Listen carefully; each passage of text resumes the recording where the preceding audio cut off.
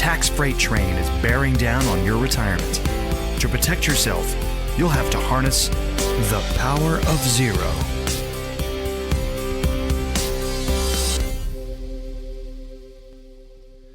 Hello there, David McKnight. Welcome to the Power of Zero show. Grateful that you took a little time out of your day to join me. I am the author of a best-selling book, The Power of Zero, Look Before You Lerp, as well as my most recent release came out a few weeks ago called The Volatility Shield. You can check that out on Amazon, and you can get any of those books in bulk if you go to powerofzero.com or davidmcknight.com. Either one will lead you to bulk discounts. Today, I wanted to share with you what I believe are 5 key takeaways from the Power of Zero paradigm. These are takeaways that I share at the end of my flagship Power of Zero presentation, which is typically the presentation that I give when I'm speaking in front of a group of the public or financial advisors or existing clients, what have you. It's the flagship Power of Zero presentation that has really evolved and honed and been refined over the course of the last 15 years or so. A lot of the Power of Zero book is actually based on that presentation, but the 5 key takeaways have sort of evolved, particularly over the last year, and particularly as a result of the Trump tax cuts. So I think that these 5 takeaways are a good distillation of the Power of Zero message. So if you wanted 5 key takeaways to try to capture what the Power of Zero worldview is all about, I think these 5 key takeaways are very, very important. The first takeaway is that tax rates in the future are likely to be dramatically higher than they are today. I tell groups all across the country, I wish there were a better way around this. I wish there were a way to solve that math problem that David Walker talks about, other than by raising revenue substantially over the next 10 years, but I just can't see a way around it.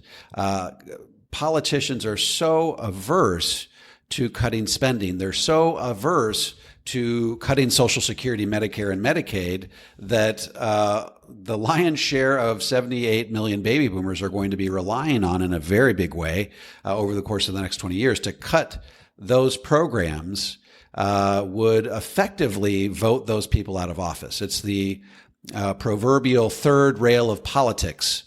You think of the metro, you think of that third rail, it says danger, do not touch, high voltage. Well, the third rail of politics is Social Security, Medicare, Medicaid. You touch those programs, you get zapped right out of office. I often talk about how in my former home state of Wisconsin, I now live in Puerto Rico, but my former home state of Wisconsin, Paul Ryan was often seen on TV during primaries pushing old ladies off a cliff in a wheelchair. Of course, this was what happens to politicians anytime they even broach the subject of reforming Social Security, Medicare, Medicaid. And remember, we're at $22 trillion of debt. And the reason why that debt is growing and will continue to grow is simply because of those unfunded obligations in Social Security, Medicare, Medicaid. We've promised way more than we can afford to keep. And the only way really at this point to bridge that shortfall is to either double taxes, reduce spending by half, or some combination of two. I imagine that there may be some expenses that get cut over time, maybe possibly in the form of pushing Social Security back until maybe age 70, possibly pushing Medicare back until age 70. But again, that represents a massive change in the 78 million baby boomers' plans who are planning on relying on those accounts at full retirement age of 66 and change and 65 when it comes to Medicare. So that's the number one takeaway, is that tax rates in the future are likely to be dramatically higher than they are today. I remember Tom McClintock in the movie that we filmed talked about how even 8 years from now, if we don't change course, and we're talking change course dramatically, we're going to be Venezuela. We've really already surpassed Greece, but this is tough stuff. I talked about last week, I believe in my episode, that Finland has struggled to modify their existing universal health care plan. It got voted down. The dramatic modifications to keep their country solvent got voted down a week or two ago, which shows you the distaste that people have for giving up these so-called entitlement programs. So that's the first takeaway. Takeaway number 2. The only way to truly insulate yourself from the impact of higher taxes is to get to the 0% tax bracket. Why? Because if you're in the 0% tax bracket and the tax rate's double, 2 times 0 is still 0. So that really is the power of 0. When you're in a 0% tax bracket, you've effectively insulated yourself from the impact of higher taxes. Now, all the time, about half the people we see can never get to the 0% tax bracket. What we tell them is, hey, if you have a pension, that pension will cause your Social Security to be taxed. You will never, ever get to the 0% tax bracket. But hey, let's worry about the things that we can control. Let's not worry about the things that we can't control. Let's divide our world into 2 halves, the things that we can control, the things that we can't control. And whatever money's in your IRA and 401ks, those are things that you can control. Why not systematically shift those dollars into the tax-free bucket? Do so at the lowest tax brackets you're likely to experience in your lifetime. And then once tax rates go up for good, you've done all the heavy lifting. Now you can take those dollars out tax-free. And even though you won't be in the 0% tax bracket, when it comes to your pension and your Social Security, all of those others dollars will be tax-free, and you will have effectively insulated yourself from the impact of rising taxes. So that's takeaway number 2. Takeaway number 3 is basically I've been doing this type of planning for over 20 years, and I've noticed something very, very interesting. It is nearly impossible to get to the 0% tax bracket by relying on just one stream of tax-free income. For example, I think it's nearly impossible to get to the 0% tax bracket by just relying on the Roth IRA. I think it's especially impossible to get to the 0% tax bracket by relying on the LIRP. There are people out there that say, put all your eggs in the LIRP basket. That is inherently against everything that I believe.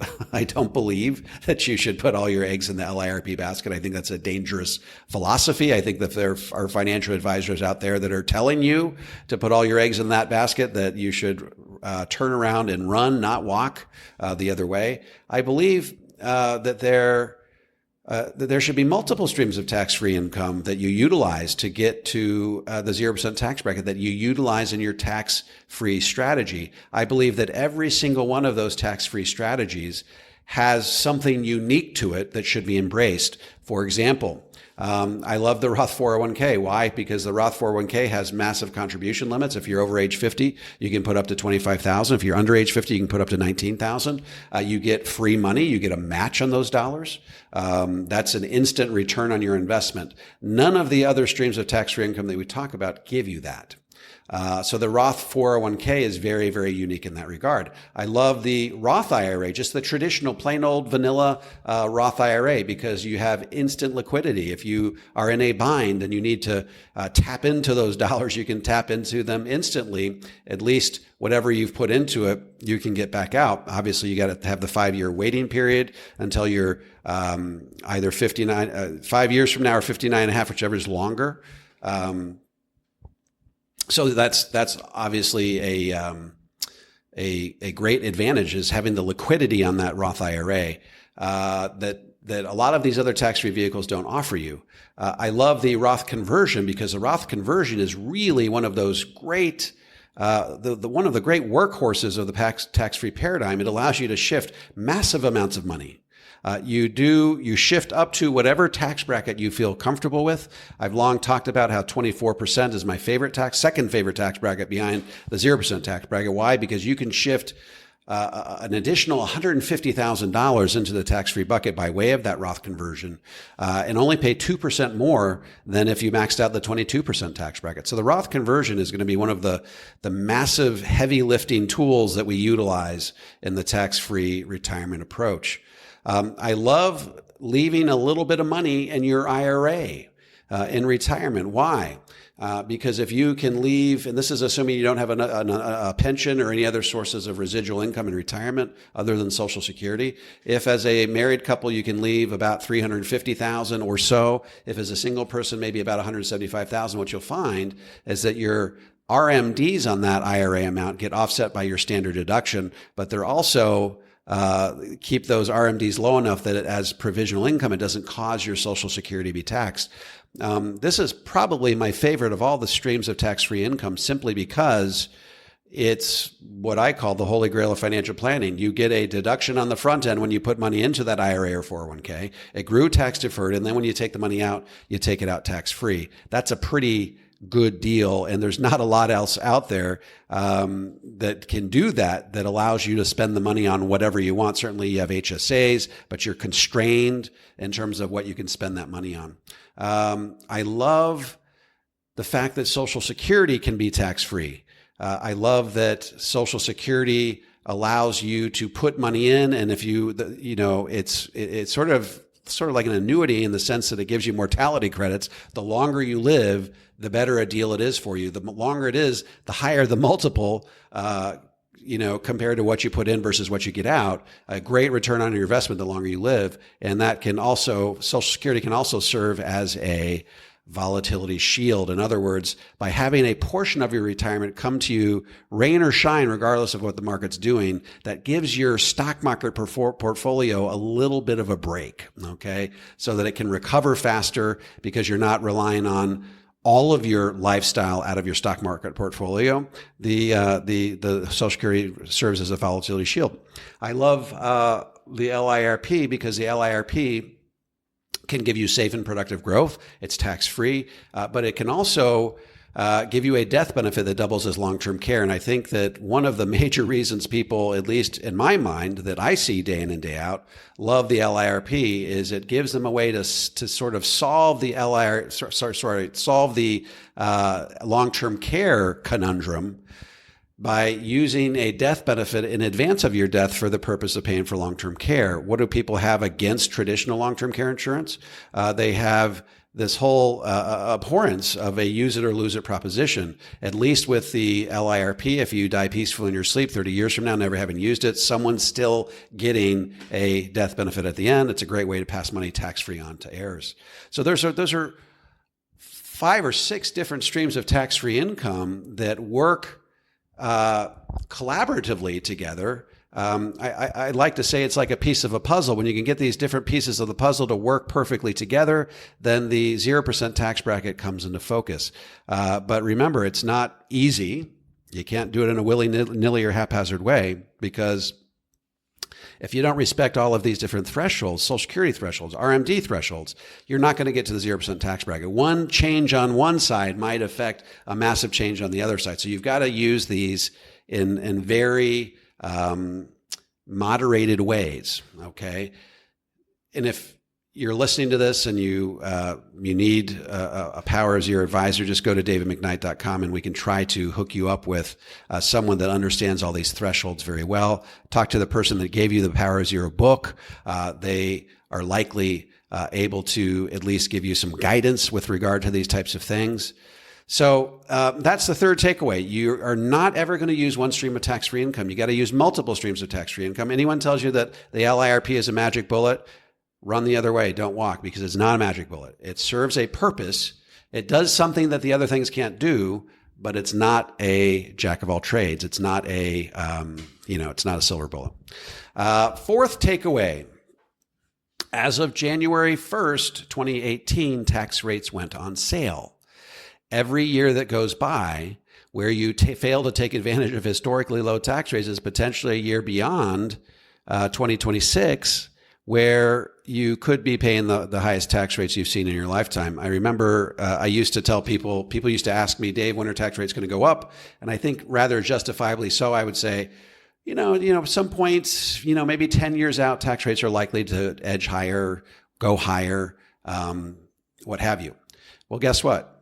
Given the Trump tax cuts and given the sunset provision in those tax cuts, we now know the year and the day when tax rates are going to go up. Remember, the one thing that prevents people from making important decisions like Roth conversions and things like that is they are afraid that they may pay a tax today at a higher rate and not be able to pay that rate down the road when tax rates are lower. Guess what? We now have a whole lot more certainty surrounding the tax code. We now know that in 2026, tax rates will revert to exactly what they were prior to 2018. So the highest marginal tax bracket will go up to 39.6. The 12 will go to 15, 22 to 25, 25 to 28, so on and so forth. So you will automatically, all Congress has to do is nothing. And Congress is pretty good at doing nothing in order to get a tax raise. It's going to happen. Don't listen to the media. The media tells you that only this tax cut only benefit the top 1%. I'm telling you, everyone benefits from this tax cut. So that's takeaway number 4. You want to make sure that if you know that you need to buy a pair of jeans and you know the sale for the jeans ends in a week, you probably want to go over to Nordstrom and buy those jeans before the sale is over because you're automatically going to get a price increase if you miss that deadline. And remember, the rule of thumb here is we want to pay as little tax as possible every year. We want to stretch that tax liability out over the full 7 years. But you also, you want to do it quickly enough that you get all the heavy lifting done before tax rates go up for good. Again, talk to a Power of Zero advisor to be able to figure out exactly how that works and what the right amounts of shifting are each and every year. Also, takeaway number 5. Takeaway number 5 is I have people often come up to me after my workshop and they'll say, Dave, what am I to do? You have basically scared me to death and made me feel like I've done all this wrong, that I've done it exactly the wrong way. And I'll say, why is that? And they'll say, because I've got all of my money wrapped up in my tax deferred account and you've scared me to death. To which I respond, you know what? Whether you did it wrong or not is actually up to you, because I will tell you right now that if you treat the next 7 years perfectly, you have a chance to make sure that you did it exactly right. And here's why. Chances are when you put money into those IRAs or 401ks, you did it at a period in time when tax rates are likely to be, or likely were, higher than they are today.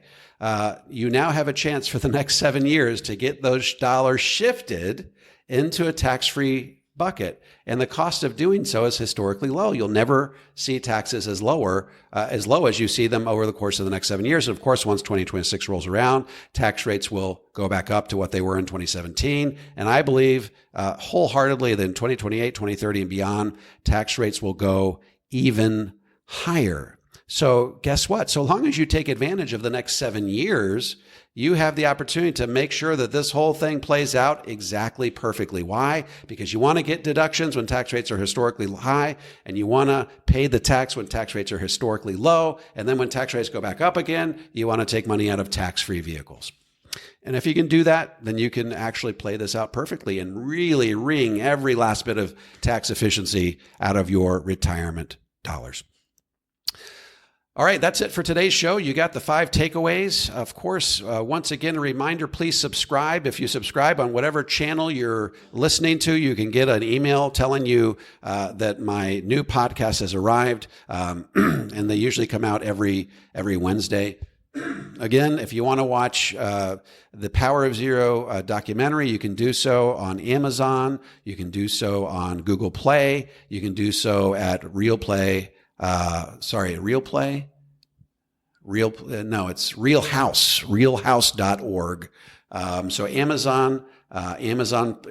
So Google Play, you've got iTunes, and you've got realhouse.org. Of course, you can buy my books on Amazon, or you can buy them at bulk by going to powerofzero.com. Thank you so much for taking time out of your day. This is the Power of Zero show, and this is your host, David McKnight. We'll see you next week.